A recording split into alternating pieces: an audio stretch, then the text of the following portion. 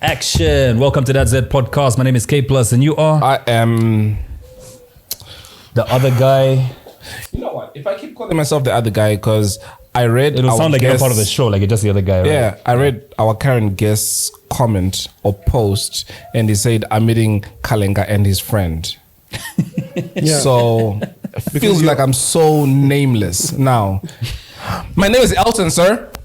Elson. Yes, Elson. Yeah, and It sounds like a made-up name, right? Elson.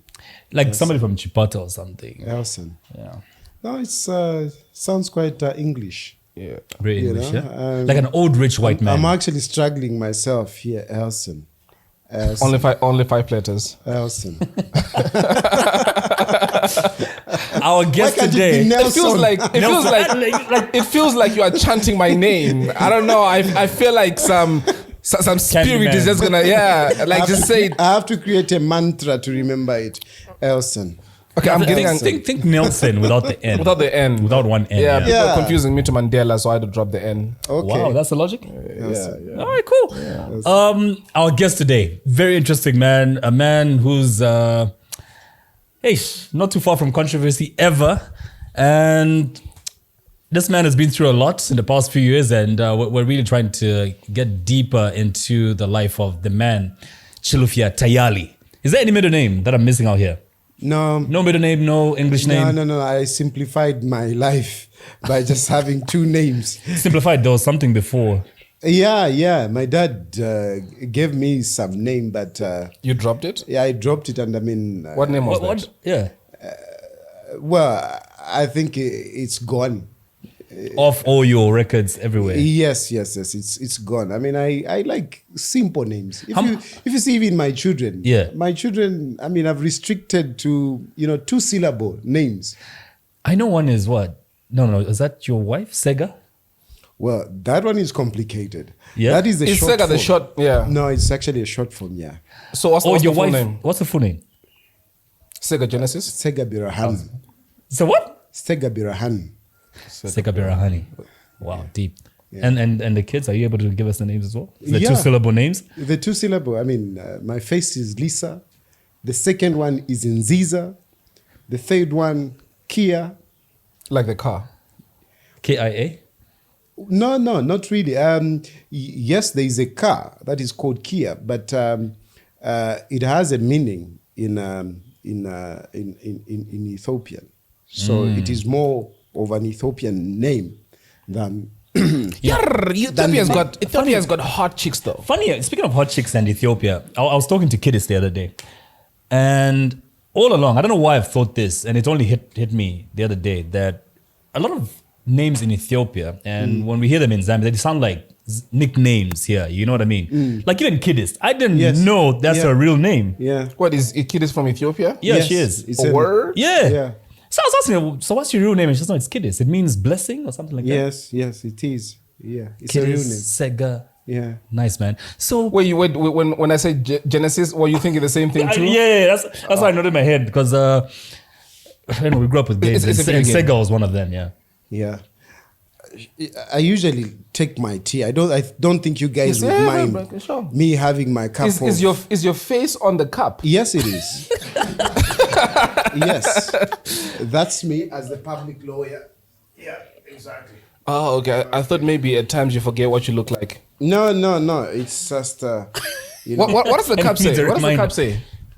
Tayali, the public lawyer of the Public Court of Opinions. Yes, this is the only thing that my wife approves. She doesn't approve the politics, but she approves. And The public this lawyer. mug actually was she made it. I think we also. She had it made, not she made it. Is it one of those mugs that only when hot content is in it does No. It's always like always- this. No. I mean, I'm constant. They're always hot. You have this So I saw you for the first time yesterday. Yeah. Just looking at you now, I can literally see what you look like as a child. As a child? I don't know. Can you see that? As a child? As a child, yes. Yeah. What do you mean by that? That he looked like he had a very naughty and rebellious childhood. You don't see that? Funny, like by looking at when I was preparing the questions today, yeah, I assume somewhere in the story there's going to be you getting expelled from some school. Is that so? Yeah, you look like the type. I can see see intelligence. Very I can much, see inquisitive in your face. I can see one of those people that want to question why something is the way it is. And society thinks of you as a rebel. I think I'm very much of that. And the ears too. The ears don't help. And yes, I mean, the ears, I hear a lot of things. That's why, I mean, people wonder to say, where do you get all these things? I mean, of course, look at my ears. Right, yes. It tells the story. So, but when you're talking about, yes, I'm a very inquisitive person. I'm a very critical person. A very reasonable person. And I'm not shy to go against the current, or to just move away from the norm, or say what others would not want to say, So yes, I've been expelled. I've only been expelled. Bam, there you go. I knew it. I've only been expelled once. Apart from once too many. Apart from numerous ladies that expelled me, but I've only been expelled once. I've only been expelled once, and that is from the seminary. From the what? From the seminary. You're gonna be a priest? Yes, I wanted to be. For a reason that I thought I heard you say cemetery. No, seminary. There's only two things that you're gonna be expelled from a seminary, and one of them being women. Usually people assume that, but no, far from it. I'm one of those guys that, when I mean to do something, I try to be very faithful to that, and whatever. Of course, they say that the sin that you run away most from is the one that befriends you. So, certain things you say, this I must not do. You find that that's the thing that really, comes. But anyway, most of the times when you say you were expelled from the seminary, usually people think that it is because of women. Absolutely not. I mean, I was in the seminary myself for 7 years. I never touched a woman. Had you already taken the vow of celibacy? Well, you take the vow of celibacy. At the beginning? You take the vow of celibacy the moment you enter into the seminary. Oh, wow, that's how it works? Not really that officially. There come a time when you do it. Usually it depends with the order in which you go in the Catholic Church, but that might be a story for another day. So basically, let me just explain something to you, Kalenga. Yeah. You would be expelled from the seminary for touching women because they don't do that. They just touch little boys. We're about to find out why he got expelled. Okay. Could be the reason, but let's hear it. Well, that sounds a little bit judgmental when you say you get expelled not for touching women, but because they only touch boys. I mean, I know that's a big issue at the moment in the church. Yeah, it is. It's really a big issue, and in the Catholic Church, to be specific. Yes, I'm contextually we're talking about the Catholic Church. So yes, there is a issue of women and boys, but we also have to understand that this is our human nature. Yeah. Others go for women, others go for men. Yeah, true. Or for their like sex. It's a society we're living in. And this is a reality that our society is seemingly not understanding or accepting, but this is a reality. Yeah, true. But anyway, I was not expelled, for all that. So I was simply expelled for being controversial. Wow.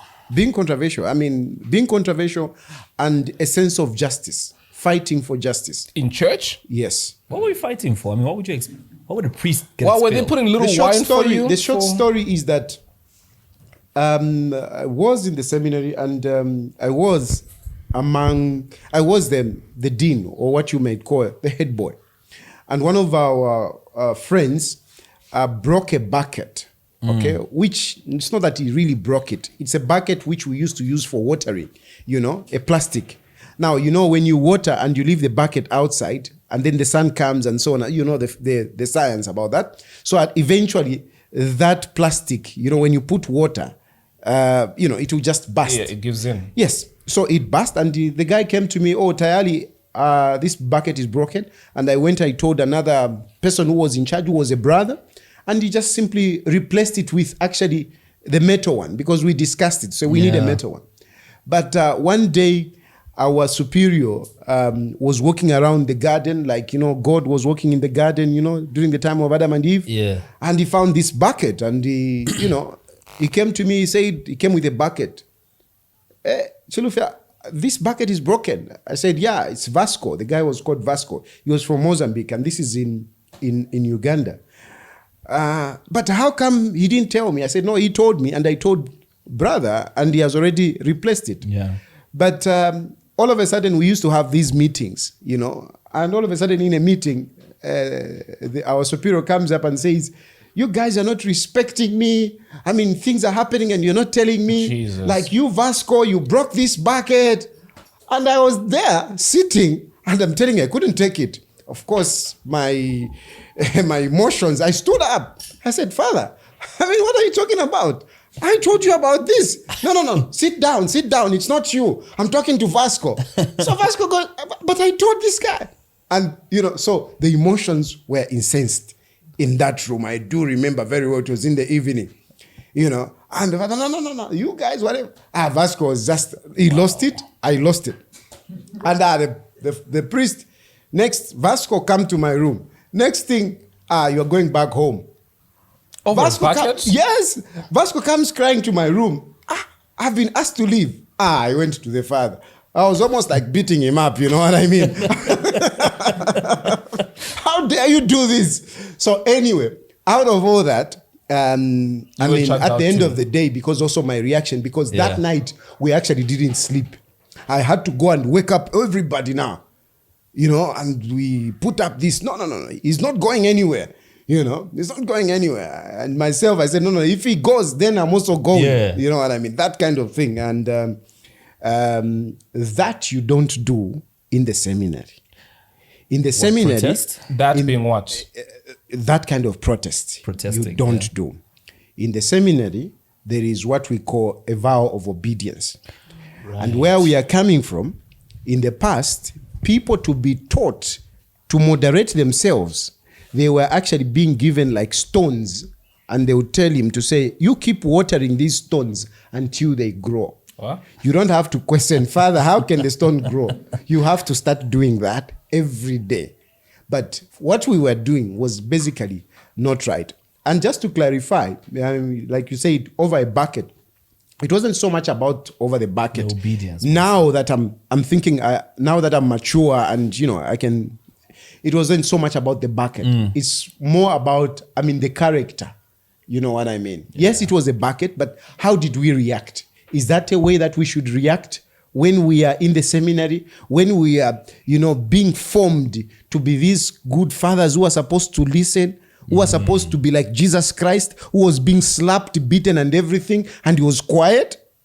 That is not the way. So it wasn't so much about the bucket, but our character.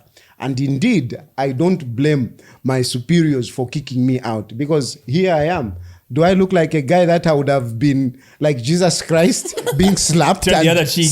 turn the other cheek? Yeah. Hell no. I'll fight back, and I do fight back. So I am comfortable that We've heard about you fighting. Well, yes, I have fought. Physically, I've fought through life. I've fought for women. I've fought for my children. I do fight. But except that some of the fights that you have heard about, I actually didn't fight. Some of the fights that you have heard about, I actually didn't fight. But yes, and when I fight, I'm not shy to say, yes, I fought. So do you feel, okay, like with the kettle and the police officer? Sorry? With the police officer thing. You see, that case is in court. So you can't talk and about I it? didn't want to touch on it. Yeah. But you are the one that have touched on it. I didn't mention it. You are the one that have mentioned it. Yeah. Me, I simply said, I have fought. Not that I'm refusing. I have fought. But some of the fights that you have heard, or the fights that you are hearing about, or what people are hearing about, I didn't fight. I mean... So that one we can't talk about. It's in court. No, I mean, the court issue, I'm not going to touch. All right. It's you guys talking about the court. I can talk about it. But from your point of view, well, I mean, I don't know how far you can talk about it, but... All right, I think just for the sake of viewers who don't know what we're talking about, it is alleged that Chilufya Tayali, while in police custody, hit a police officer, female police officer, with a kettle on her face, and she swelled up. Like beast slapped. Yeah, exactly. Murr. So I'm sure we'll follow this story up properly when the court case is done. Exactly. and you all only that. give evidence in court and not on this nice show. As much as I'm enjoying, Yeah. I mean, I shouldn't be carried away, you know, as a public lawyer. Imagine Yeah. the entire public In your lawyer. course of opinion. It even says on your mug. to come and give evidence. Your here. wife gave you that mug as a reminder. Reminder. When Yeah. you're about to stray, read what Yeah, it public says. lawyer. Speaking of the wife, we're actually at Mr. Chilufya Tayali's house right now, which is why you saw the coffee mug coming inside. We're actually in his home. Yeah. And I was in the bathroom. You got a very nice bathroom. Comfortable toilet seat. Cushioned toilet seat, bro. We have five, actually. Cushioned. We have five. In, 5 cushioned toilet seats. Yes, there are 5 toilets You should actually see in this this. house. So Wow, you Yeah. guys shit a lot. no, we cater for everyone. Exactly.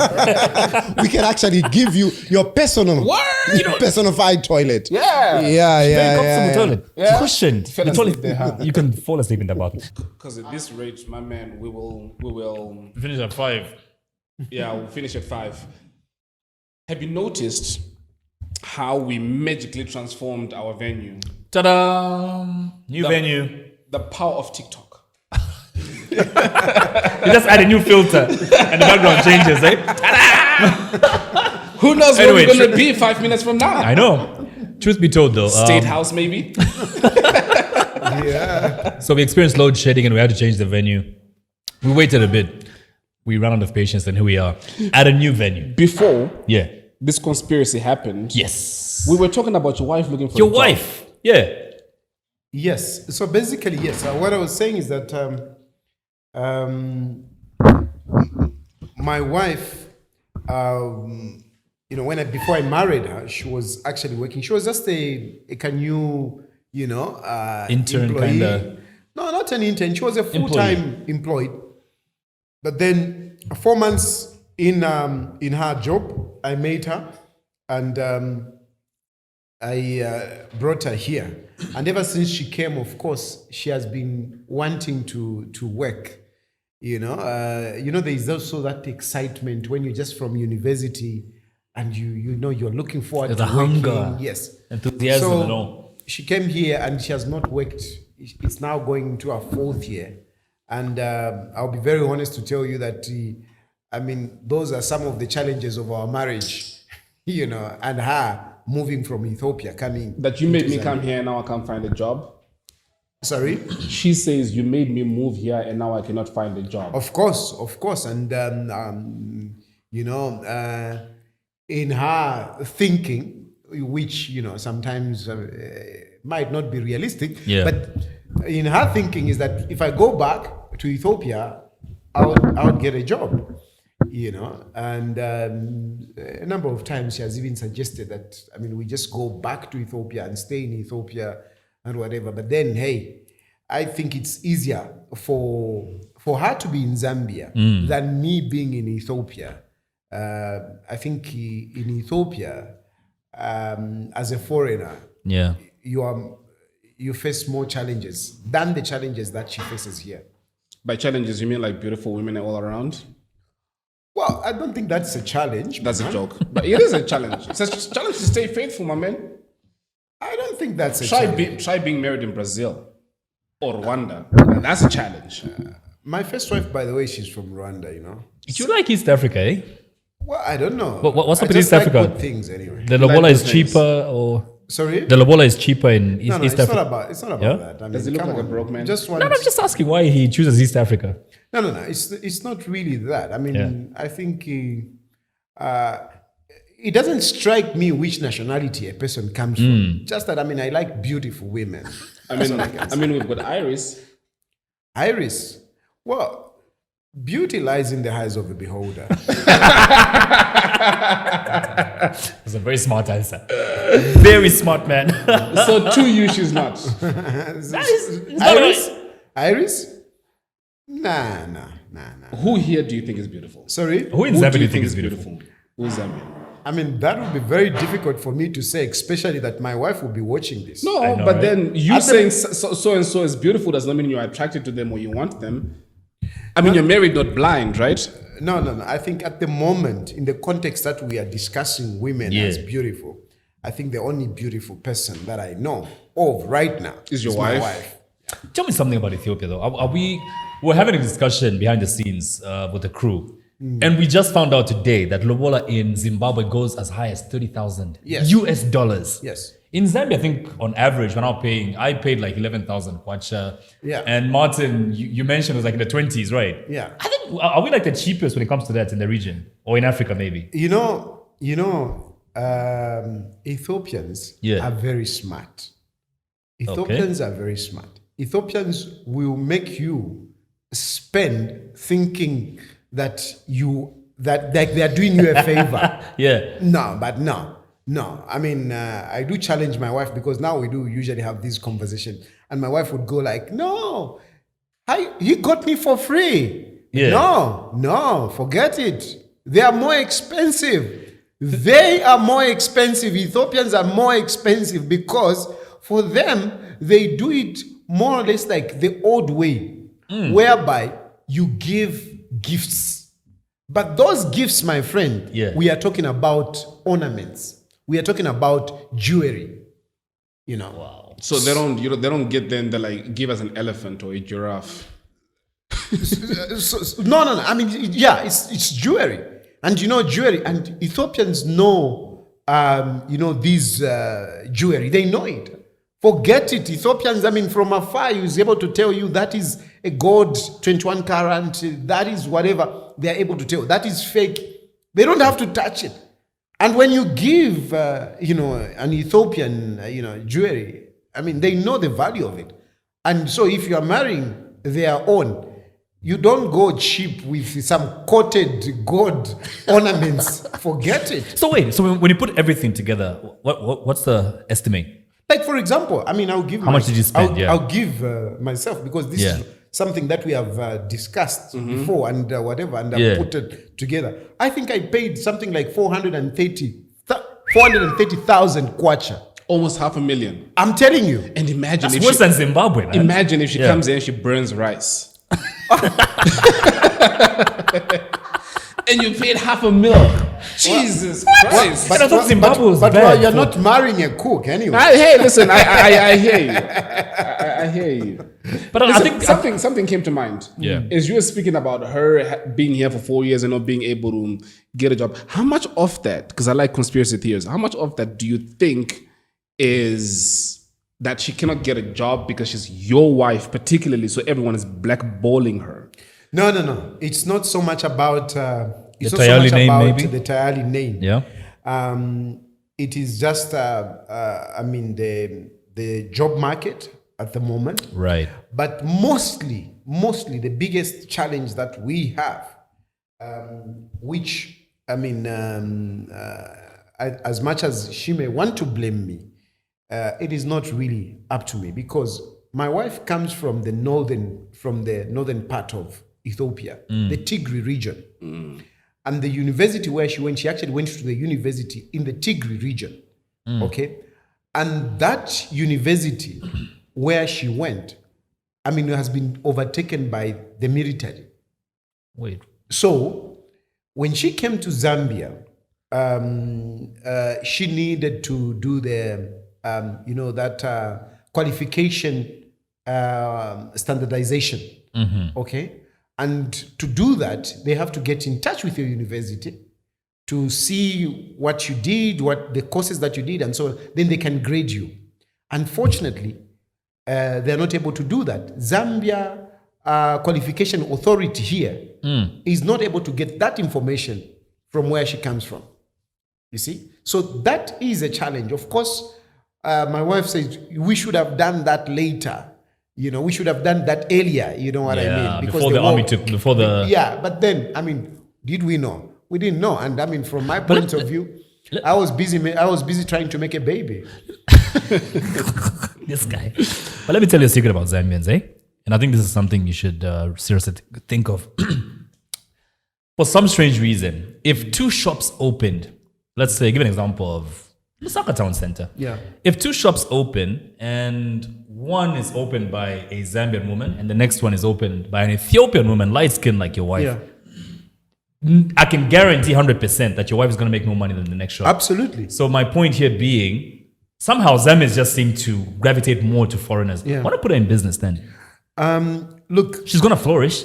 She's a foreigner. So yes, yeah. exactly. A number of people have actually said, why don't you later start business? But you see, this is a mistake that we... And she's a finance person. Yeah, but this is the mistake which we generally make. Yeah. We assume that anybody can do anything. No. Right. No. I mean, you guys are doing this. You have been doing this. I mean, how many people are doing this podcast? Mm-hmm. You know, how many are doing it? But you guys, I mean, are doing so well. I mean, I'm privileged to be here, to be interviewed by you guys. But You're so welcome. it is not everybody. Okay, my wife, she's more of a professional, a career person. Right. You know, Yeah. she's more of a career person. I think she would do better if, you know, she went to school, you know, for what she likes, which is accounting. And I think she would do much, much better in an office, you know, as an accountant and everything, Right. than Makes sense. in a shop or whatever business, because we have even explored which business and so on and so forth, which my wife can do. I really find it that my wife would find it very, very difficult. Correct me if I'm wrong. She's now a Zambian though, right? She's not? She's now a Zambian. Not yet. So correct me if I'm wrong, but the limited knowledge that I know is, you know, you are meant to get a work permit from immigration. Yes. You are supposed to state the profession. Yes. I think it's IT and accounts have been blacklisted, so no foreigner can get a permit under those qualifications or professions, because there's an abundance of Zambians with those qualifications. There's who a can't get backlog job. Yeah. of people Waiting for those jobs. Yes. Yeah. Yes. Now, it is true what you're saying, but the difference with my wife is that she is on a spouse permit. Okay, so she's married. She's not here because she has come to get a job. No. She's here because she's married to... Yes, so she lives here. She's married to a Zambian. So she can get a job. And except that she has to get a permit, okay, a work permit, until she gets a resident permit. Actually, the ideal situation is that when she's married to a Zambian, or whoever is married to a Zambian, he's supposed to get a resident permit. Now, when you get a resident permit, it means you're as good as a Zambian, and you can actually get a job without getting a work permit. Unfortunately, we have made the laws a little bit more difficult, whereby you cannot get a resident permit immediately, even if you marry a Zambian. So you have to renew your spouse permit about twice, which is like 4 years. And why they do that, it's because a lot of people were coming into the country and fake up a marriage. Right. You see what I mean? Yeah. They are not even married, but they fake up a certificate and somebody gets a job. So that laws have been stiffened so that we can curb that weakness, which people were abusing. So my wife has renewed her permit once. Once she renews it again, after 4 years, she can get a resident permit, and with that, she doesn't need a work permit. But if there is a job of an accountant or anything, even now, she can get it. In case you want to offer her a job, she can work as long as she gets a work permit. Right. Are we offering her a job? No. We need a fact I'm check not there. getting my company raided. by anybody with a Tayali name. Can we talk, speaking of which, you mentioned when we came to your house that you're unemployed, you're broke. Yeah. Which we find hard to believe considering how comfortable your home looks, the things we saw in the garage and things like that. So what do you mean when you say you're broke and unemployed? You know, I usually feed people what they want and live my life. Yeah. Because, you know, a lot of people want to live by the measure of the public. Forget it. I'm not interested in that. I'm not interested in your approval. I mean, no, you can say whatever you want, but I'll go back home and I'll have my T-board and I'll enjoy my life. Whatever you say, you can say Tayali, Mishani Nabwali, whatever. I don't care. You know, so I am not a person that is anxious to justify myself, to say, no, I do this. I don't mind. I make my money.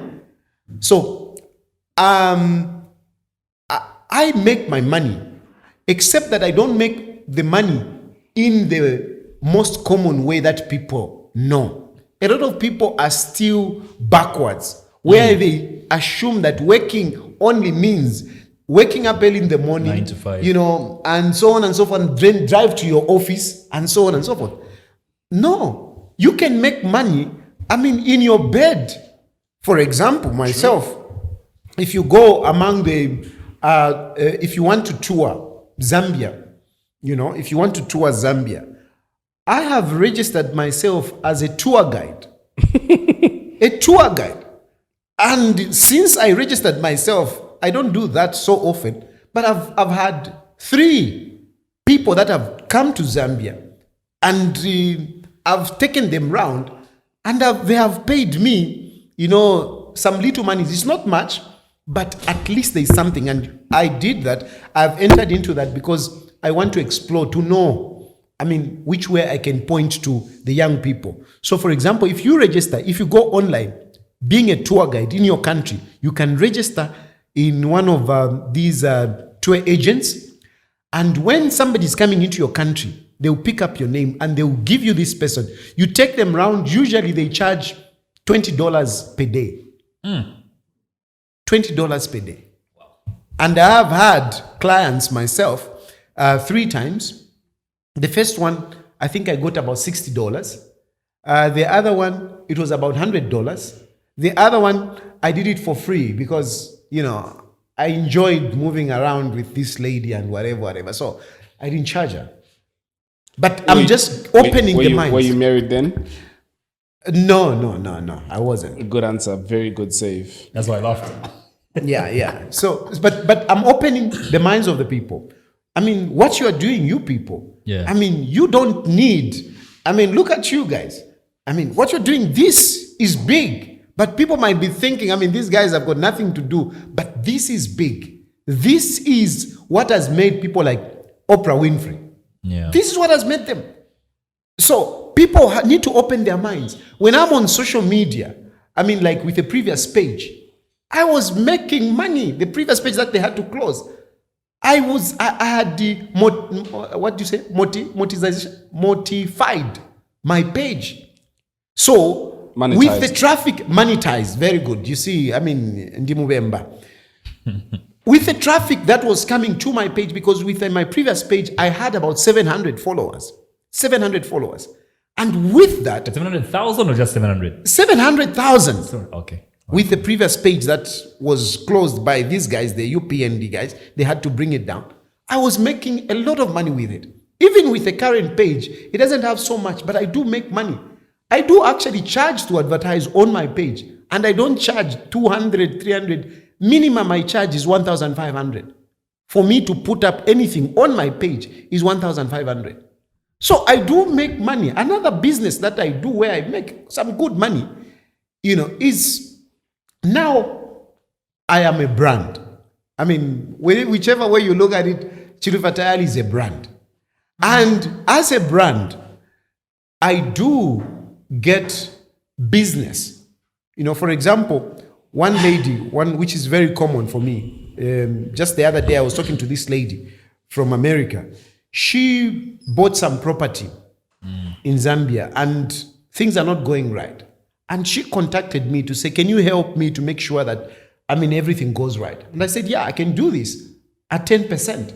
But the property that she's buying in Queensland, it's 800 million. In where? Kingsland, yeah. Kingsland. It's 800 million, the property that she's buying. And we have not yet concluded, but in all that transaction, it's 10% that I'm going to get. So really, when somebody's saying, oh, Mushani Nawali, Tantameni, I just look at them to say the poverty is in your head, because you don't know that you can make money even on social media, even out of your name.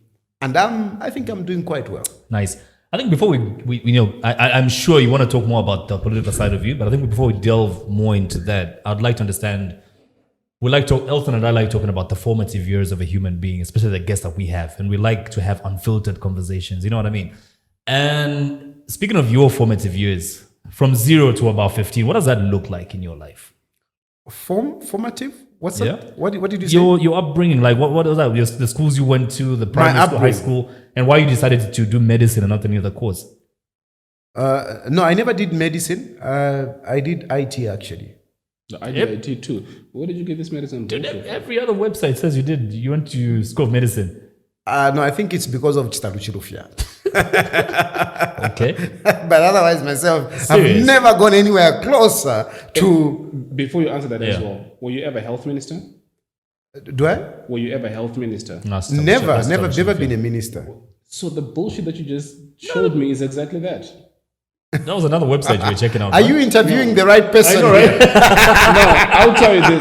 You remember you showed me that. No. That was another website we checked out. It was the wrong one. Yeah, when we were in the car. No, I remember that. No, you checked the wrong person. The wrong website. That was the wrong person. one. No, I realized that when we were driving the car. That was the wrong person. Yeah. Same Chilufya, Guys, but that one is fact, right? guys, should we close up the interview here? I think you have a wrong guy. No, we have the right guy. Anyway, so tell us more about that then. Yeah, well, Your upbringing, how you ended up in IT and all that. how I ended up in IT and everything. But anyway, Let's start with where you grew up. my upbringing is a very humble background. You know, I was born in a compound, a real compound. Nothing of what you know, like here Kanyama and whatever. It's really a compound. That is back in 1974. From there, I struggled really. I really struggled because but somehow I saved myself by going to school. In spite of the challenges that I had and whatever, I saved myself by going to school. So when I completed school, because of the struggles that I went through, I decided that I should become a priest. Because really, I'm a guy who was brought up by the generosity of the community, people. I'm not a guy that will point at to say, that is the guy that educated me. No. I don't think there is anyone who can say, I educated that guy. No. No parents? Not even my parents. My parents, yes, my dad was there. I mean, he's late now. But even him, I mean, he was poor and things like that. You know where, so you go in some of these, I used to work in my relatives, those who are doing a little bit better. I used to work for them to give me food, for them to keep me, and so on and so forth. I really was just like a houseboy, but mostly in my relatives, those who are doing a little bit better. I do remember sometimes whereby, you are so hungry at home, there is no food. And but if I go to that place, there will be food there. But when you go there, you can't just come, at lunch hour and, so you go earlier and you go, the first thing that you do is pick up a slasher, you clean the flowers and you do this. No, somebody to cook in Shima and you'll be there to cook it and everything. Timing. Yeah. Yeah. And that's how I grew up. So because of that, I decided to become a priest because I wanted sort of like to give back. I knew how many other young people were struggling. So I wanted to pay back. So that's how I decided to become a priest. And unfortunately, like I told you earlier, that I was kicked out. So when I was kicked out, after about 7 years, So I'm coming back and I was doing this outside the Wait, country. you're like in your final year in the No. seminary. My training would have been 9 years, but I went about 7 okay, years. okay. All right. Anyway, but coming back now, after doing 7 years of formation, it was as good as you have lost out. You know what I mean? All your friends, they went to university, they are finished, they are working, and you come back and you're like, you have to start from zero. So I decided to do something that will, help me quickly. I decided I'm going to do IT, because when I was in the seminary, I was also very good with IT things and I did a little bit of small courses. So when I came out in Zambia, I thought of doing IT. When I went to University of Zambia, they told me, you have to start from first year and you have to do 4 years. I was like, 4 years, that's too much. And then I don't even have the money. So talking to the dean, by then, she was, I'm forgetting that name. Anyway, she told me that they were going to open up a school of, what is this? Computer science, okay? But they wanted to start with some kind of a pilot projects, teaching some of the courses, which they were going to introduce, so that they just get used. And by that time, computer science was just new. It was not even finished. I'm talking about 2000, 2000. And so I enrolled in that project. And basically all I wanted is to learn how to install programs and how to repair computers. Because with that, I knew I can do something and fend for myself. So that's how I enrolled in that program. And later on, after knowing how to install programs, already made programs, operating systems and applications, I decided to do also programming so that I understand these things and whatever. So I did also a bit of programming. I went to NIPA to do that. Basically, in a way... Languages? Sorry? What languages? I did, at that time, I did Pastel, I did Kobo, I did DBase, and I did... these? Sorry? I did, from what he said, I did Pastel, I did Python, I did VB. Yeah, I also did Visual Basic, yes. VB, The .NET or Sharp? Sorry? Was it the .NET or the Sharp? .NET. Yeah, so that was like a long time ago. Exactly. So basically I packaged some kind of a course for myself, which I knew that this will give me the job. Because what I was interested in, I was not interested in the paper. I was interested in having a skill that can give me money. Yeah. And that's basically what I did. And immediately I came out of it in 2004. I registered my company, Chilufya Computer Solutions. And I started going around repairing computers. And we used to call ourselves, I used to call, by that time as a company, CCS, the computer doctors. We even had these nice stickers. When we sort out your computer, we will stick it up there as part of advert. My first client was SOS. I do remember the Children's Village? Computers. Yes. Wow, cleaning up the computers there, installing and so on and so forth. We started maintaining computers. So basically what we are specialized in is maintaining computers and repairing computers. And that's how I started my IT business and skill. Up to today, I still eat off IT business, but not so much. But there are some of those people that, for example, I had a software, a point of sale, and a hotel management system called Easy. So some of the clients that had sold this software are still running that program. And time and again, when things really get messy and the guy can't really, whatever, they need the old guy, they do call me. So that's pretty much how I survive. And I think I'm okay. Let me talk about the politics now. Like, where did that decision come from to get into politics? So after being kicked out of the seminary, and then I entered into this IT, I did very well with this company, CCS, the computer doctors. At one point, I had about 16 workers, there at near Evelyn Horn. Anyway, I had about 16 workers. We were doing very well. 35 clients throughout the country. I was flying around like nobody's business. So I felt like, in my little way, I felt like I've made it. But then I decided, no, I need to go back. I need to help out people. How do I help people? I was, yes, helping here and there. So I decided to form an organization called the Zambian Voice. So the Zambian Voice, this is how I came to this office. This office we got it as Zambian Voice, whilst the Chilufya Computer Solutions was the other side. So from here, I employed a number of people that were just working on the NGO.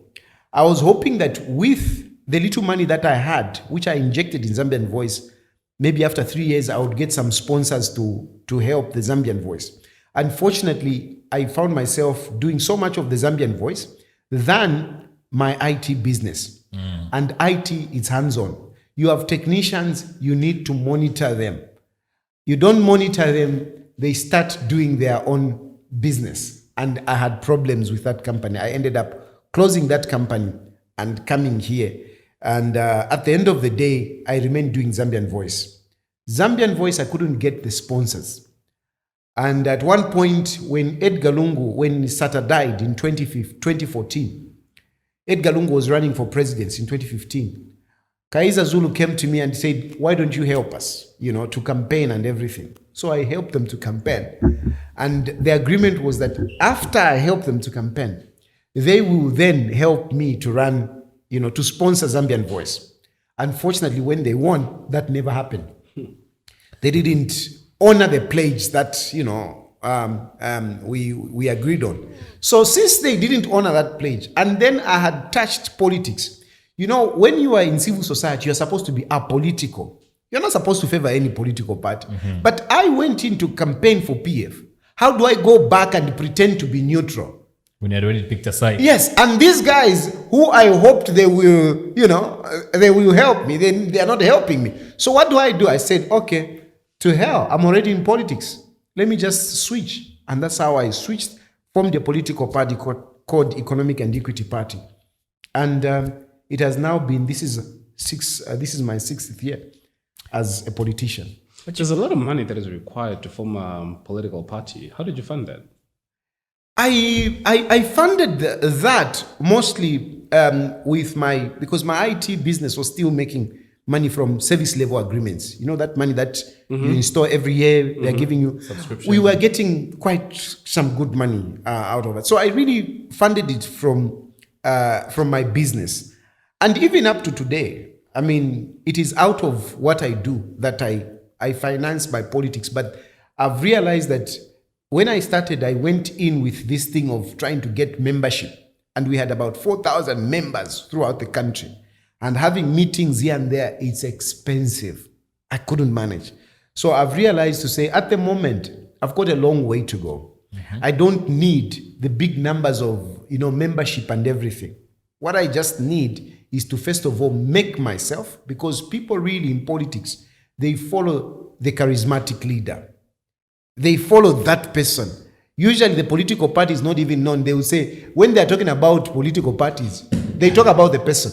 If you go to Zimbabwe, they talk about, Chamisa.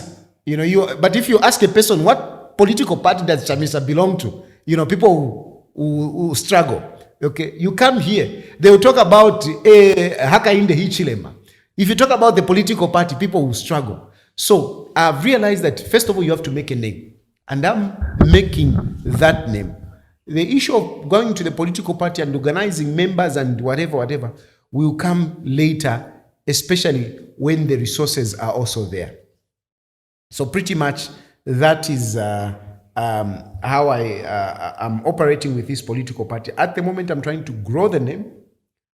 The issue of having membership in the political party will come later, because membership usually comes with spending a lot of money. Especially that in this country, people, when they join a political party and he says, I'm a chairman, of this section or this branch or this constituency, they take it that it's employment. Time and again, every month, they'll call you, President Insala, President Mwananalwala, and so on and so forth. And imagine you have people throughout the country, and all you are doing is this consultancy and this little money that comes in, you can't manage. With the EEP party, called what? The Economic and Equity Party. Yes. You are the president. You've once stood as mayoral candidate, Yes. Kabwata constituency, Yes. parliamentary candidate. Yes. Why does it feel like you're not sure what you want out of politics right now? It is a strategy. It is Okay. not about not being sure. It is a strategy. Like I've told you, the first thing that you need in politics is to make a name. And how else can you make a name than to participate in an election? So those people that are in politics and they are not participating in elections, I think they are not doing themselves good. It is important to participate in an election. It doesn't matter where you participate. You could even participate as a councillor.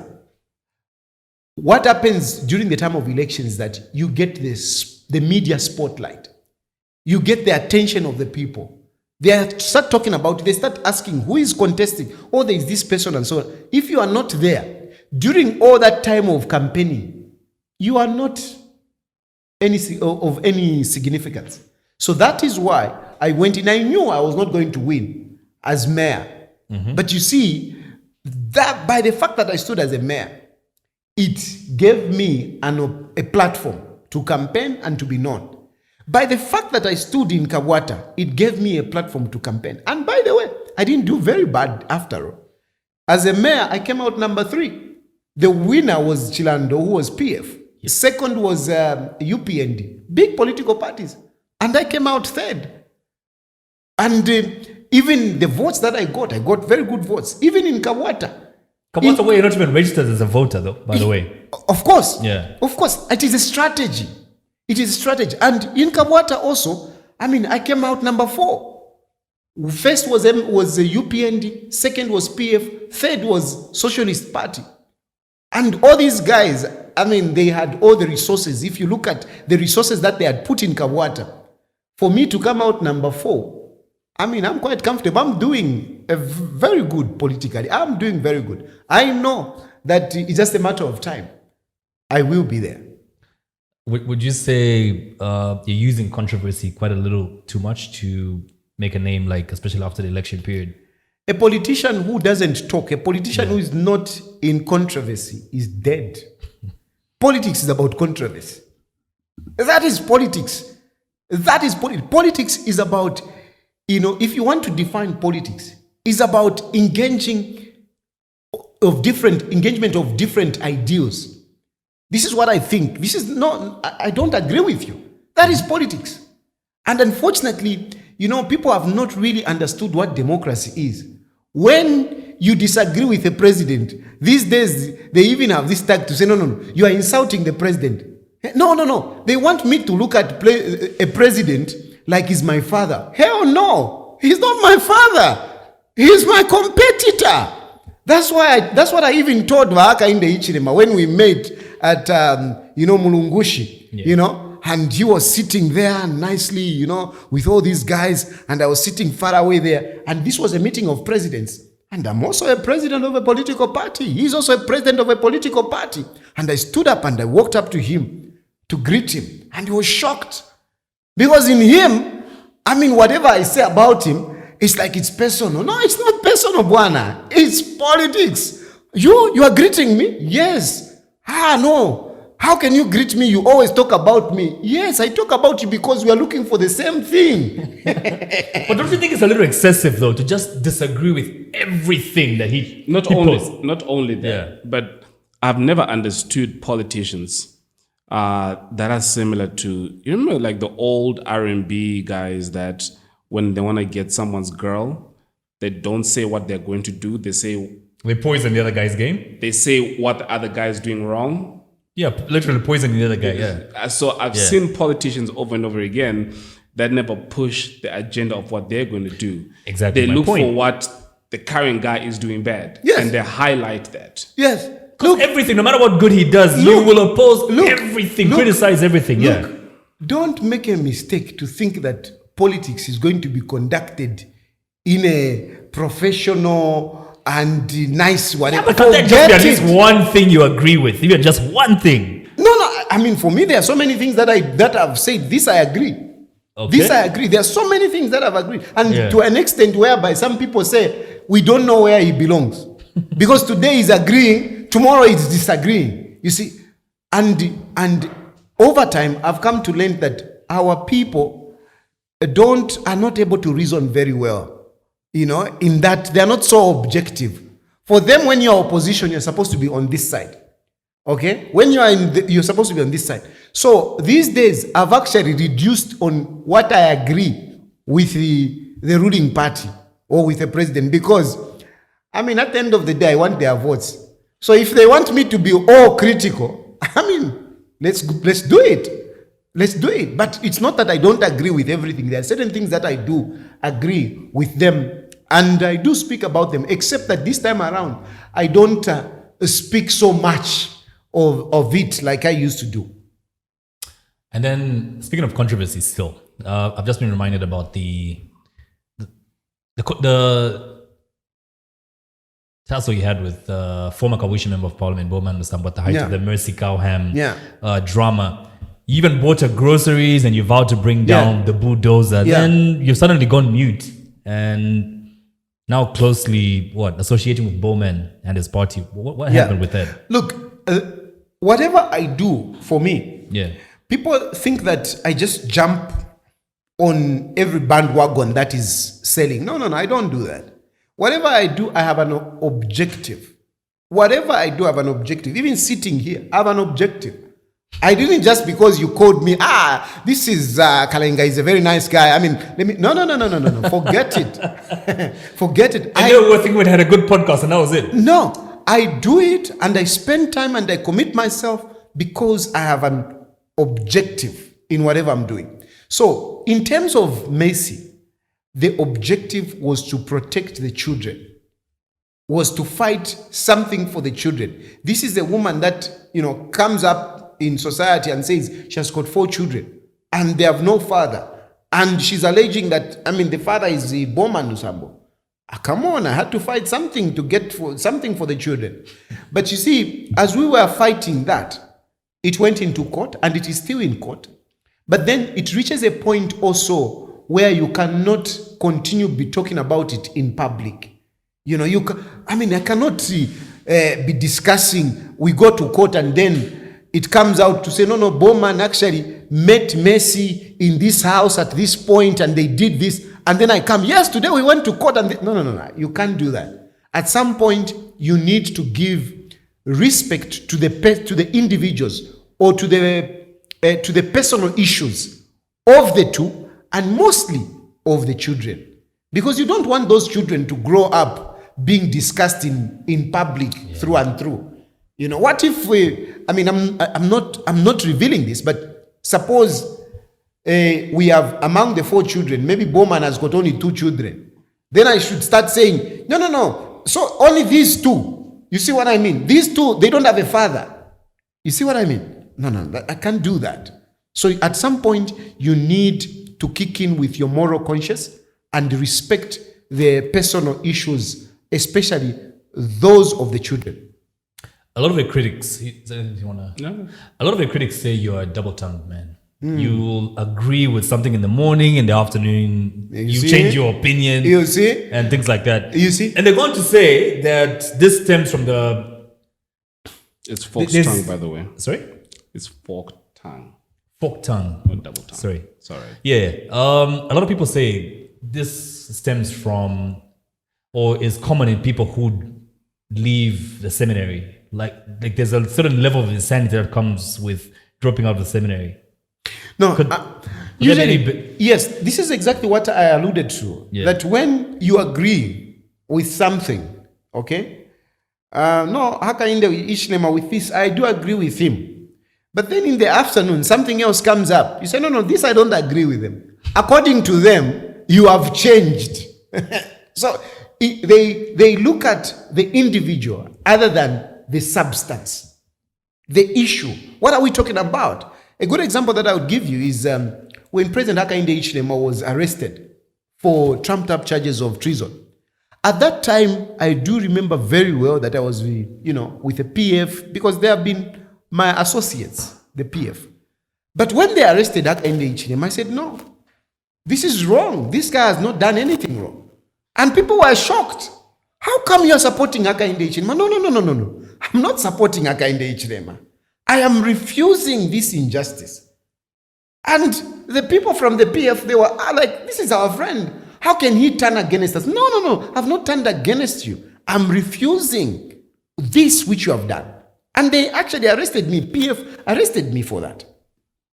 So it stems from that. And our people, they still are struggling to come to terms that, there are different issues. I may agree with you with one issue. I may not agree with you in another issue. But it doesn't mean that I hate you or I like you. How much of you being a politician affects your family? Because they did not sign up for this. Frankly speaking, my family, there is some kind of a war which I've built between myself and my family in terms of politics. Okay? My children, for example, one of my daughters, she stayed here at University of Zambia doing civil engineering. If you meet her and talk about me as a politician, forget it. You won't get anything. She won't even entertain you. No, she won't even entertain you. She won't. And you will never see her, making a comment on my political whatever. Never. So my children, they live their lives. But of course, I do talk about them because they are my children. They are part of me. But in terms of the life that they live, I want my children, including my wife, to live their own lives, not my life. Not my life. So the controversy that you see in me is not extended to my children. Go to their schools. They are hardly known. And you just never hear them making comments of what and nothing. In as much, so I feel like that's ideal. Okay, so say I believe you that your kids are not attacked. That the sins of a father saying, say I believe you that your kids are not attacked based off what you say. Attacked? No. I mean them attacking, of course, one or a few times. Mm-hmm. They get their friends who talk about this. But like I've told you, that when you enter into that realm, my children will just switch off.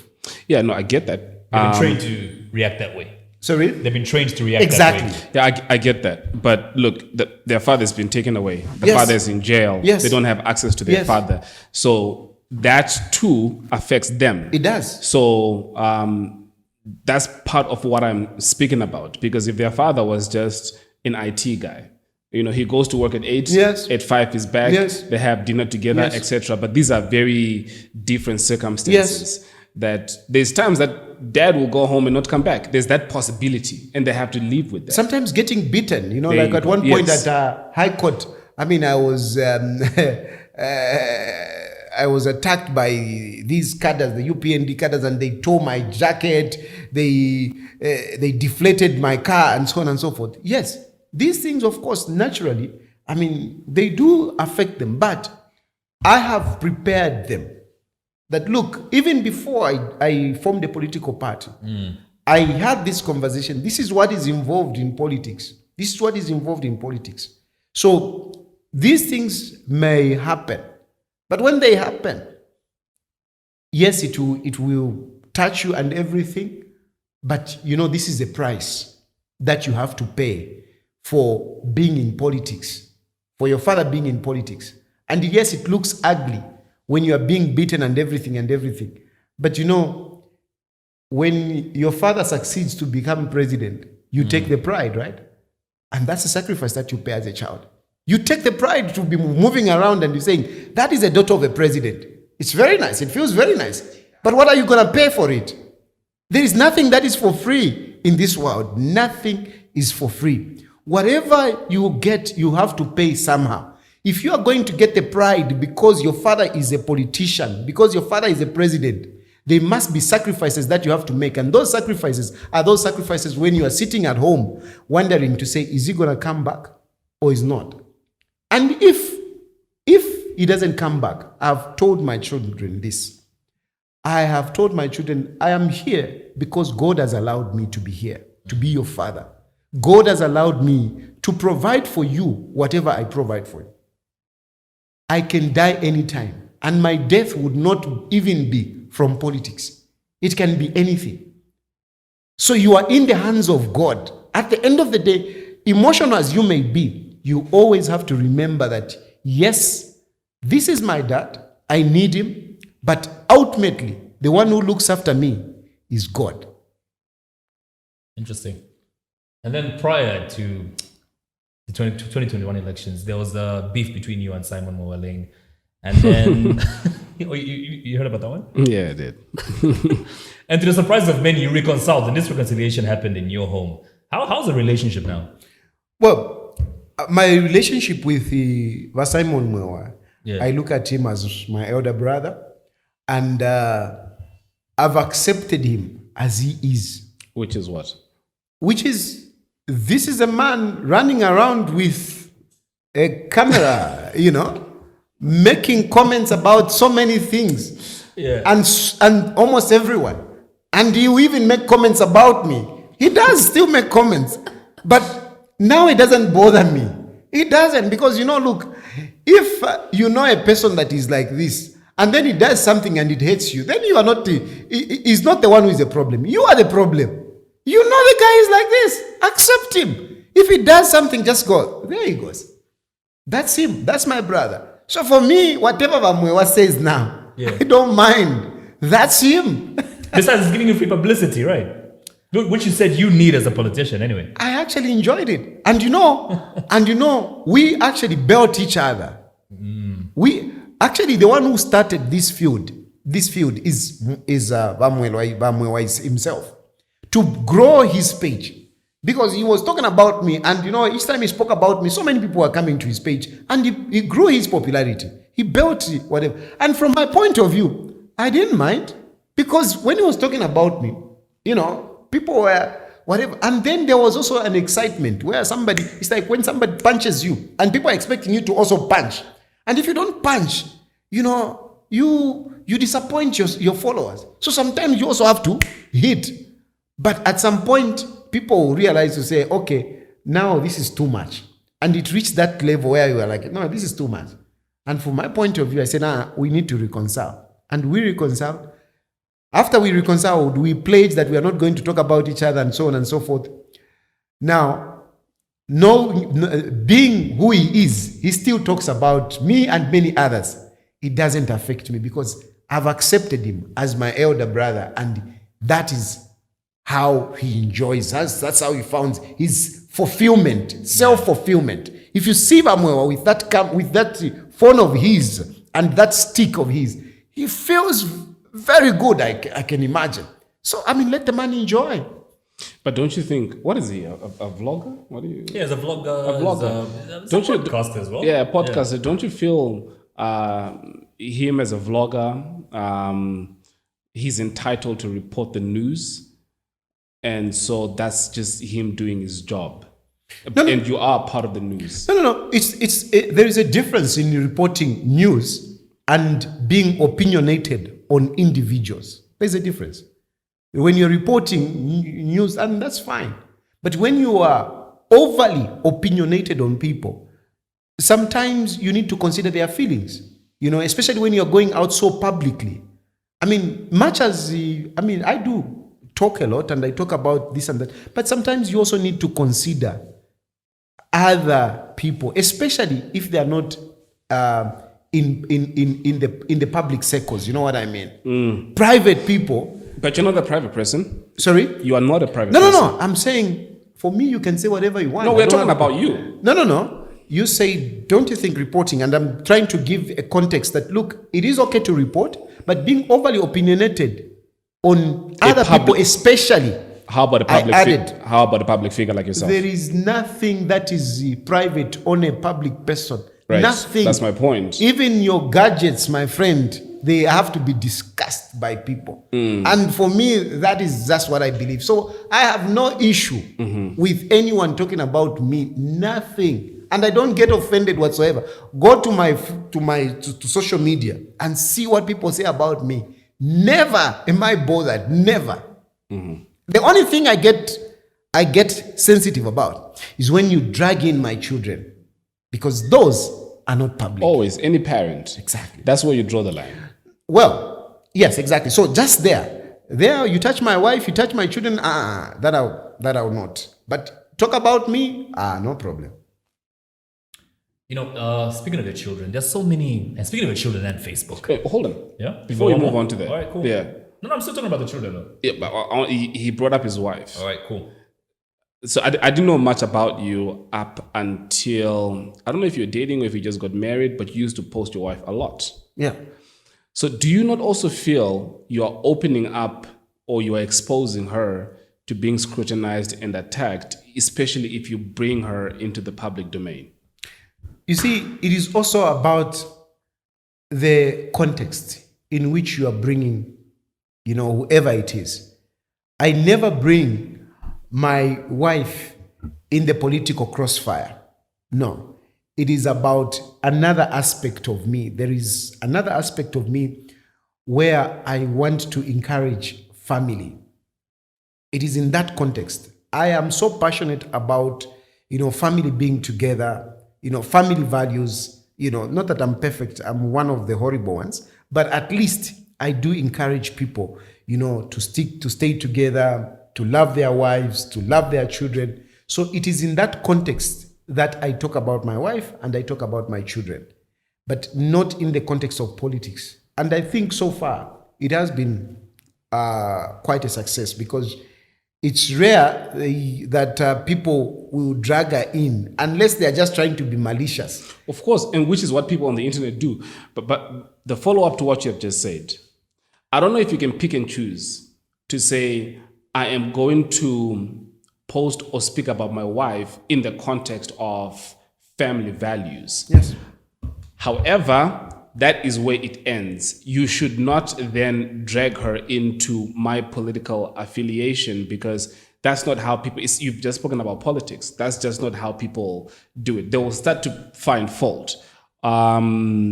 He had to go to Ethiopia to get a wife. What does he say about Zambian women, etc., etc.? Now, I'm not saying anybody has said that, but I'm saying just by the mere fact of you bringing her into the public domain, though it's for family values, like you've said, it doesn't then restrict people from deriving whatever attacks politically that they would want. Everything has got its negative side. Yeah. Everything has got its negative side. But you must be focused. What is it that you want?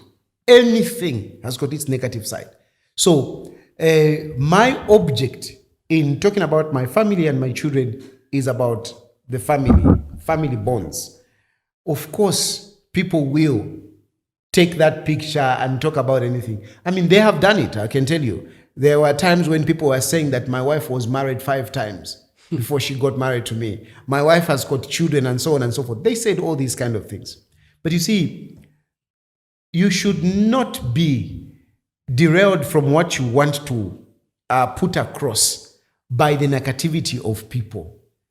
Because the negativity and malice, it falls away. It falls away naturally as you go along. Because even my wife, people were saying, no, she was married 5 times. But, eventually they have realized, to say, no. They thought my wife would be, this girl that will be all out and everything. But they have come to see to say, really? I mean, there's a very big difference between, my political life and whatever, and my wife. And they respect, my wife commands quite some good respect, some respect, which I don't command. So if I can put it this way, is that don't be derailed by the negativity of people. If you know what you want to put across, focus on that. Eventually, even those that used to criticize you, even those that used to say bad things, they'll come to your side. Today, I have a number of people that say, that like me for just being called a married man. A married man. I'm called for weddings. I'm called for this and that. I actually noticed most of your posts end with that, married man. Yes.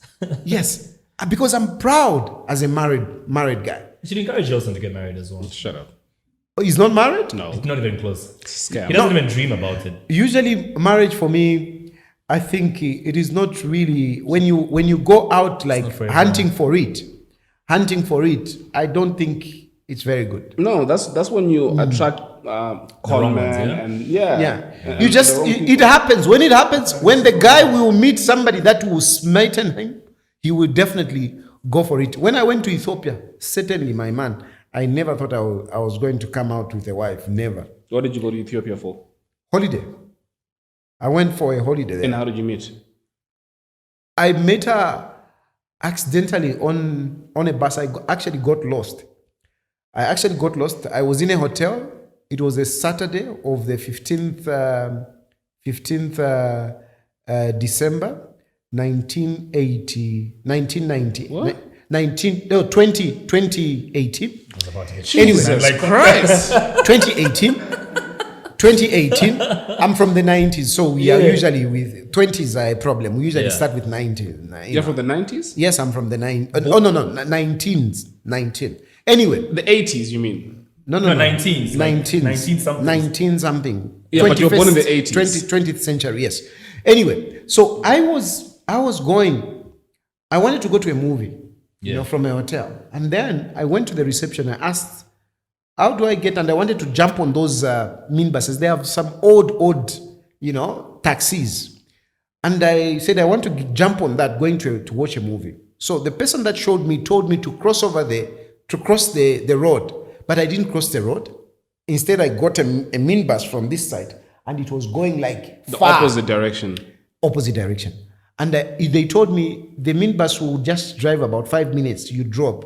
And this minibus, my friend, took the highway. 15 minutes, I'm sitting in the minibus. 20 minutes, I'm like, whoa, what's going on? Tried to ask around in the minibus. Nobody could speak English except my wife. Everybody speaks Aramaic? Yes. Wow. I'm asking, where are we going? And nobody could. And my wife, she's just looking at me. And then I'm asking the conductor, he doesn't understand. So my wife then tried to translate to the conductor to say this. Then the conductor goes like, but hey, why are you telling me? Why don't you tell him? And everybody in the minibus was like, yeah, tell him. So my wife, she didn't want to talk to me anyway. So she was forced to talk to me. And when I alighted from the minibus, when we disembarked from the minibus, she was forced to help me get on the correct bus. Exactly. That's how I met my wife anyway. Did she play hard to get though? Sorry? Did she play hard to get? Considering she didn't want to talk to you in the first place. You can imagine, I'll tell you this. Between my wife and myself, there's a 20 years difference. 108. And I'm in Ethiopia. I am black. Ethiopians, sorry to say, they know who is Ethiopian and who is black. And they are not very warm to blacks. Yeah, sorry to say. But so I'm just trying to give you hold on. So how did you win her? How did you sort them up? She's giving you directions to the cinema, and then what did you say? Did you say join me? No. The cinema, of course, I abandoned everything. What she did. She was that hot. The beauty. No. Fuck the movie. No, trust me. When we disembarked, when she was helping me, I had no clue in my head. She didn't look like that girl that I would go for. Not because she was not beautiful. It was just like, come on. This is not it. This is not the girl. This is not my meat. How? This young lady, so innocent, very, very innocent. I get excited when I see players, my fellow players. But now this one, no, not at all. How old was she then? How old was she? Then she was I think 24. Yeah, right. Yeah. So now, she now, and I was crossing in Ethiopia. They drive on the other side. So even and the traffic is quite heavy in Ethiopia. So crossing the road, she was literally holding my hand to help me cross because she could see that I was not doing very well. And it is at that moment when we are crossing a road when she touched me, Mwana, and I felt the soft hands. I said, "Good heavens, angels exist." Got an erection right there. I'm telling you. Oh, you did? And then she texts me. We are passing. Yeah. We pass through a church. And everybody who is passing, when they are passing through a church, Ethiopians, they do a sign of the cross. But you can't do that with an erection now, can you? But my wife, she did the sign of the cross. But then she says, "Can we go in there just for 2 minutes?" What? Yeah. She wanted to pray. Oh, you know what would have been crazy is if she says, "Let's go for 2 minutes," then you see a pastor waiting, and then the wedding just happens like. So she goes in there to pray for 2 minutes, and I'm watching. I said, "Gosh, this is the kind of women that I like going to church. I go to church. That inspired me. Anyway, when instead of putting me in a minibus, she didn't put me in a minibus. She actually decided, she said, "No, you know what? I'm going to put you on a cab. On a cab. Because a minibus, you struggle. You might lose to drop that. You don't, because I didn't even know where I was supposed to drop. So that was the issue. So she was like, "You know what? I'm going to put you in a cab and the cab will take you direct to your hotel." When she put me in a cab, she talked to this guy in their language, and the guy said 300, like 300 kwacha, Yeah. And then she says, "I'm going to pay." She started I'm like, "No, I'm going to pay for myself." She said, No, I'll pay. And what she thought, according to her, because blacks usually, they don't have money anyway. We smell poverty. And she smelled poverty. And she thought a 300 kwacha would be too much for me to pay. And it is because of her that I'm jumping on a taxi. It's her decision. So she's going to pay for it. That is how she won my heart. And to get the number, she says she got my number to say, "As you are going, I'll keep calling you so that I know where you are, to make sure that this guy takes you to the right place." Wow. 3 times she called me on the way. "Where are you? What can you see? I'm on this road," and I would tell her. That's how I got the number. So when I reached the hotel, I said, "Now I have to be a man." I said, "I have to thank you." I called her. "I've reached nicely, but I want to thank you." She said, "No, you don't have to thank me." I said, "I want to thank you." I insisted.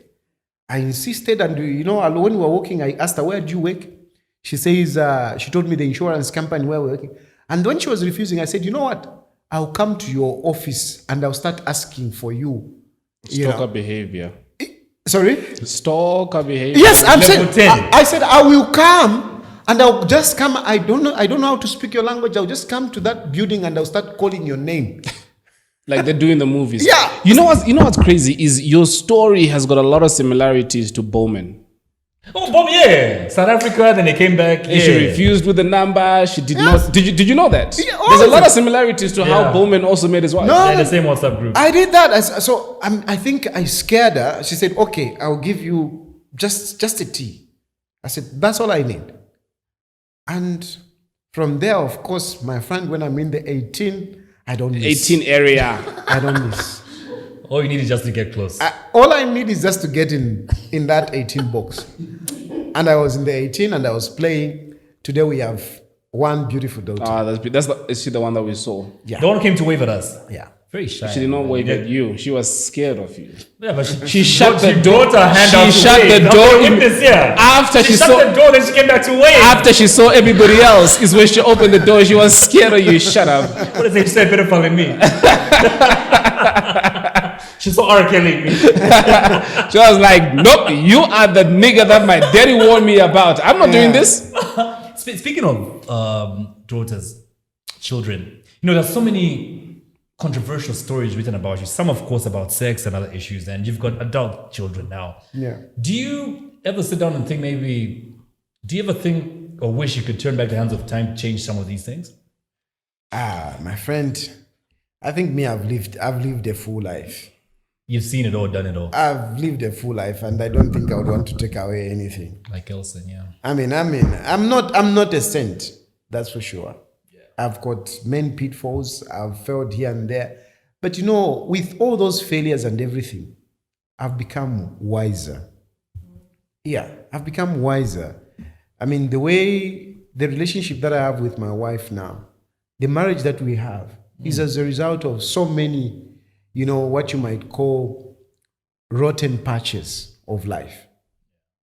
And I'm just trying. Of course, I'm not still perfect. I'm still messing up. But certainly, I'm far much a better guy than the guy that I was in the Back past. then. So A lot of maturity has happened over time. Yeah. I'm good. And I thank God for everything. Even my failures, whatever has happened, I'm okay. I think God make me pass through all these kind of things for a purpose. That's nice, man. That's deep.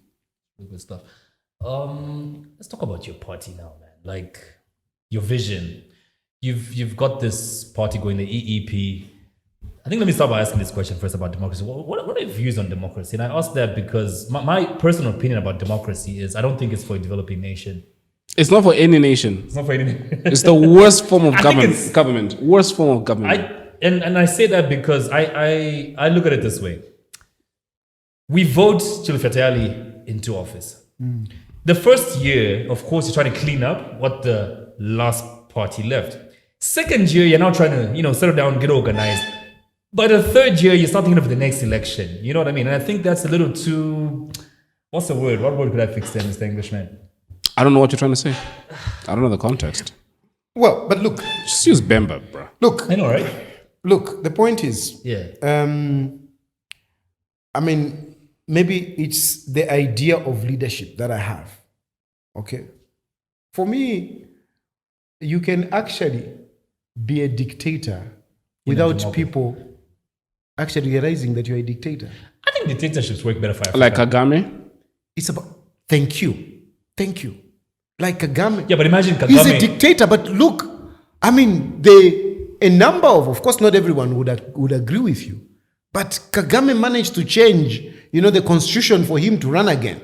You see what I mean? And I don't see Rwandese changing, Kagame anytime soon. Would you do something similar if put in power? If put in power. Considering what the example I just gave you, 5 years is a short time. No, Yeah. for me, I don't usually preoccupy my mind how long I'm gonna be there as president.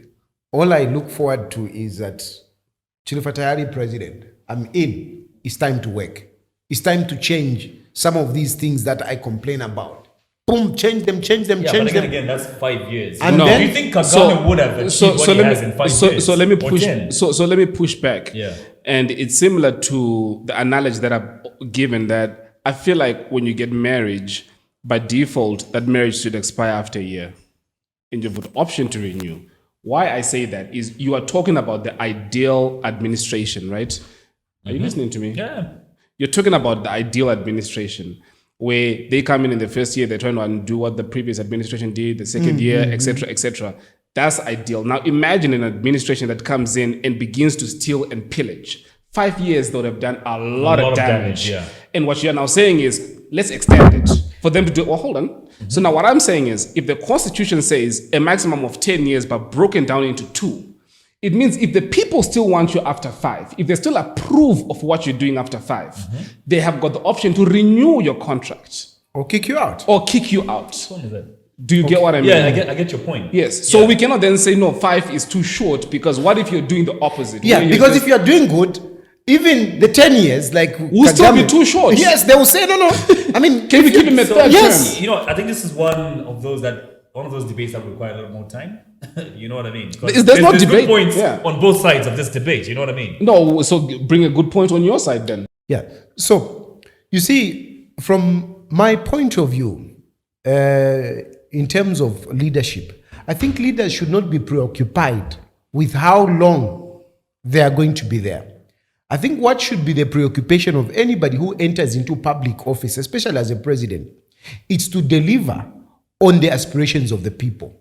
Once you deliver on the aspirations of the people, that is what will determine how long you're going to stay in there. So from my point of view, it's not so much about 5 years, 10 years. It's your performance. What is your performance? If your performance is bad, I think we should also even have the courage to say, you know what, I can't manage this. I'm resigning. Or the people should be free to say, you know what, you're not taking us anywhere. You go. Like what we have currently. I mean, in my view, the people of Zambia, I mean, I admire their patience. Otherwise, Look, all I'm saying is Africa should come up with something that works for Africa. We can't have a blueprint laid down by a country like America or Britain and then use it here in Africa where we're still developing. Those democracies are more than 200 years old. You know what I mean? You are right. That's my point. You are right. I do agree with you that we should have something that works for us. Yes. But you see, that can be said for Zambia. It can be said for Zimbabwe. Yeah, it can be said, you know, Uganda. for example, especially when I mean, Zimbabwe is very close to my heart. And I mean, I'm telling you, when I will be a person of influence, I think I'm going to align myself so much with Zimbabwe. I see Zimbabwe like same country, same with Malawi. You see, twins, yeah. You see, from what I'm trying to say is that, you know, Zimbabwe is highly pronounced in very wrong way. You know, when you hear the Western media discussing Zimbabwe, you would think like, I mean, this country is so bad and whatever, what kind of people are there? But come on, allow Zimbabweans to rule themselves according to the way they see fit. For Zimbabweans. For Zimbabweans. So, and I've picked on Zimbabwe because Zimbabwe is one of the countries that, I mean, is very much known, especially in the Western media. If you go to some of these countries, you talk about Zambia, they won't know about Zambia. But mention Zimbabwe. Even Bob Marley sang about Zimbabwe. They know about Zimbabwe. Yeah. He had a whole song. But about why? Zimbabwe, right? Because of He performed In Zimbabwe. at the independence. yeah. So anyway, so from my point of view, you are right that we should have something of our own, okay, which works. And I think it should be built mostly on the performance of the leader. We unfortunately, most of our governments, they are so submissive to the Western influence. I like what you just said. It should be based on performance. I remember, I've seen there's a documentary about Rwanda on, is it Netflix? No, I saw it on YouTube. I think I shared this with you some months back. And they were talking about how Kagame changes leaders, even leaders like mayors and MPs and whatever. There's an appraisal at the end of every year. Yeah. You are getting into the next year Yes. in your office Yes. based on performance. Yes. If you underperformed, you're not moving forward. Absolutely. Maybe this should be the same way that presidents should be, you know, maintained in office by us, the people. We see performance maybe based on 2-3 years or something. Then if you haven't performed, you're out. That is my vision. But then again, this is exactly why I say democracy is fucked up, because And it's not for developing countries, man. That's not. it's not for any country. It's not for any country. Because once again, when you say appraisals from people that they vote, I can easily go to people that are starving, There's give that them too. give them Yeah. T-shirts or give them fritters, true. and they're gonna vote for Yeah, me. true. It's not a reflection of me being a good president. Do you know what I mean? Yes. But now what you're saying is their vote, which is that person, should count as Tayali or Kalenga, who have actually put facts together to say inflation has risen or has dropped, unemployment and A, B, C, and D. You're saying that person's vote should count just as much as the person who's been given a T-shirt and say, yeah, I'm gonna vote. Yeah. You know what I mean? That's why I say Because, democracy I mean, is... the way things are I currently- actually there was a school of thought that came up to say the weight of the vote should be correspondent to your level of literacy. Yes, The weight of your vote should be correspondent to I agree. your literacy levels. I agree. You know, and to some extent, you would actually, I would actually agree to that. But what we need to do is these are things that we can introduce as we go along the way. True. This is why countries like America have got the college electoral. Yeah. Hey, They're yes, having that yes, right yes. now, Yeah. The midterms. No, it's presidential. It's just Yeah. it's a midterm election, just. Anyway. But yes, you are right. I mean, like they have the College votes. They have some people that Yes. actually vote who represents Yes. a certain constituency. Yes, it's true. It's true. I think, it stems from something like that. But otherwise, democracy is a new thing to us. Yeah. It's not so old. So we are learning through. We are making some mistakes, but we are heading somewhere. So we should not be discouraged. The only thing that we can do that now, we have this law and we have this democracy, which entails that citizens must go out and vote. So let's encourage them to go and vote. Yeah. But after voting, let's encourage them to hold leaders accountable and not to be thinking of leaders like their fathers, like their chiefs. Because at the moment, when you were, like I said earlier on in the program, when you criticize a president, I mean, some people will label you that, no, you are being disrespectful. No, you are insulting him. No, I'm holding the guy accountable.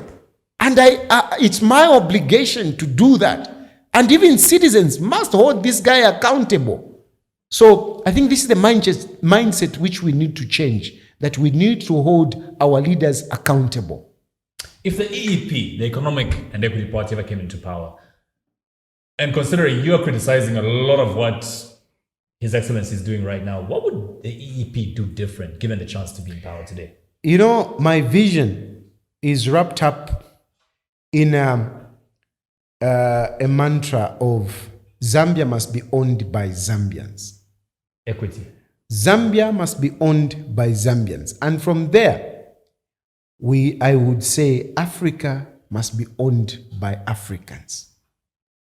Because at the moment, my brother, Zambia, let's start from our local level. Our economy is not controlled by us. We are not controlling anything in this country.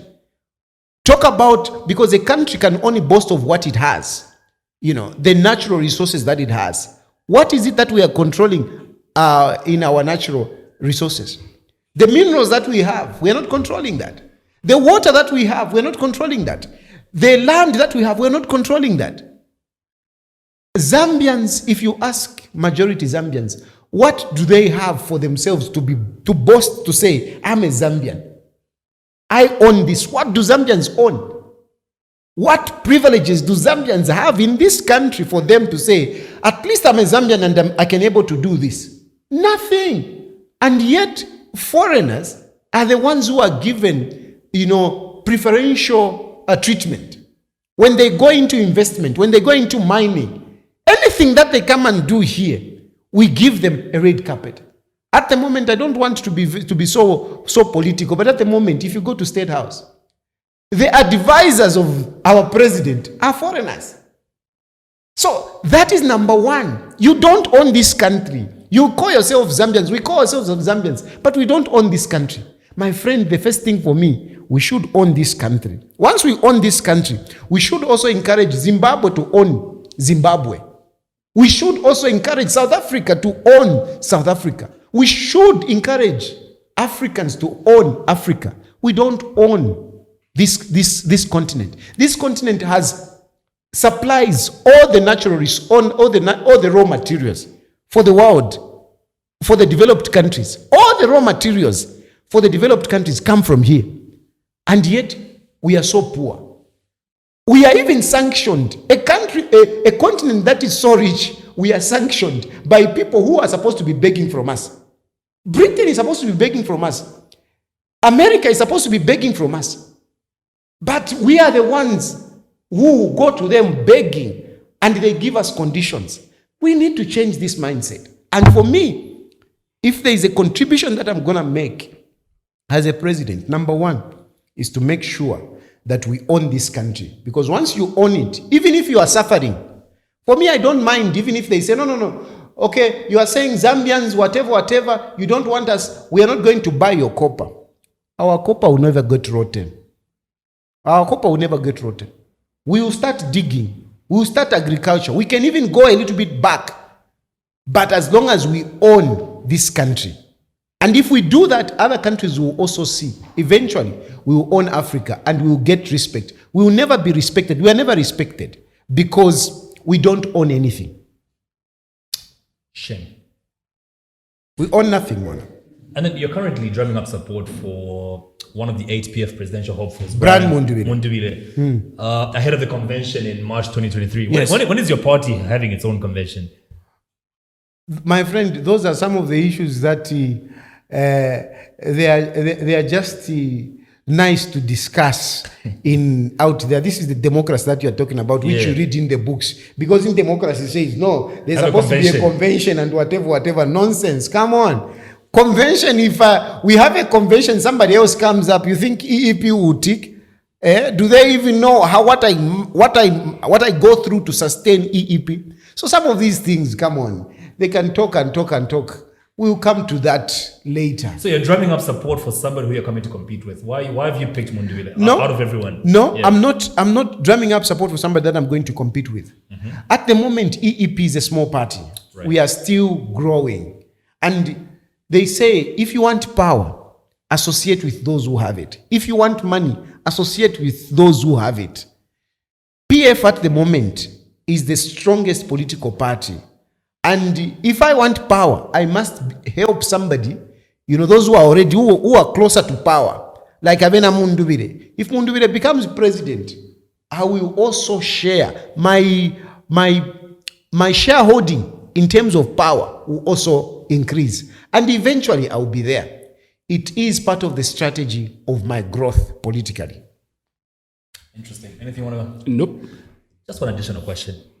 As we get away from your personal life and politics, your relationship with CR1. Yeah.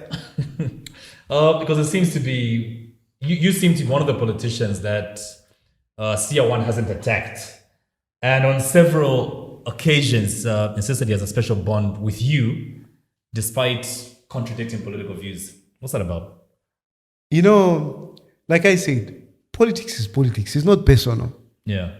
Don't get personal with politics. Don't. CR1 does politics. He attacks this one, he attacks this one. It's not personal. So whatever he says, I may not agree with him. He may not agree with me. But we treat it as politics. We do talk with CR1. And our conversation, when we are chatting, we don't even talk about his do as I say, whatever. We are just friends. We are friends and we respect each other. And we laugh about it. He would come, he would say something. And I would, call him and we would start laughing. I would say something and he would come here like, is that what you say? So, and we respect each other. And that's one thing I've appreciated about CR1. I'm sure we can learn a lot from CR1. He doesn't take it personal. And that's one thing I like about him. He gets upset. What? Nothing. Voila. It is politics. At the end of the day, we chat and we laugh about everything. Nice. It's been a real one. And I'm also curious, when we were outside, you were listening to, I think that was a radio program. Is that all you ever listen to when you're in your car? No, I was actually listening. I was switching between different channels, listening to news. Ah, okay. Yeah. But do you ever listen to music at all? You seem very political and very serious. I listen to serious music. What do you listen to? Hey, everything I listen. Zambian music, and I dance. Right now? I listen to Zambian music, everything. Who's your favorite when it comes to Zambian music? Zambian music. No, I hold back to have a favorite because I'm a public person and I want to promote all Zambian music. So I don't want to restrict myself to this guy, but I love a number of Zambian artists. Fair enough. Mr. Tayali, thanks a lot for coming through. It's been a pleasure. It's nice talking to you guys, and I've enjoyed my. Despite the load shedding. Yeah, it's the first episode we have switched venues, eh? No. Second. Oh, is that we so? switched mid episode. Naeem. Mid episode. No, but we switched venue as we were about to start. No, this is the first one. You're about to say something. So. No. That's fine. Okay. Yeah. Anyway, to the next episode. My name is K Plus, and you are I am Elson. To the next episode, that's the podcast. It's been great having Mr. Chilufya Tayali, and it feels like we need to have a part 2. There's something I think there's a lot we haven't touched on. This is now running to what, 2 hours? Yeah. Anyway, coming soon. To the next episode. Dun, dun, dun, dun.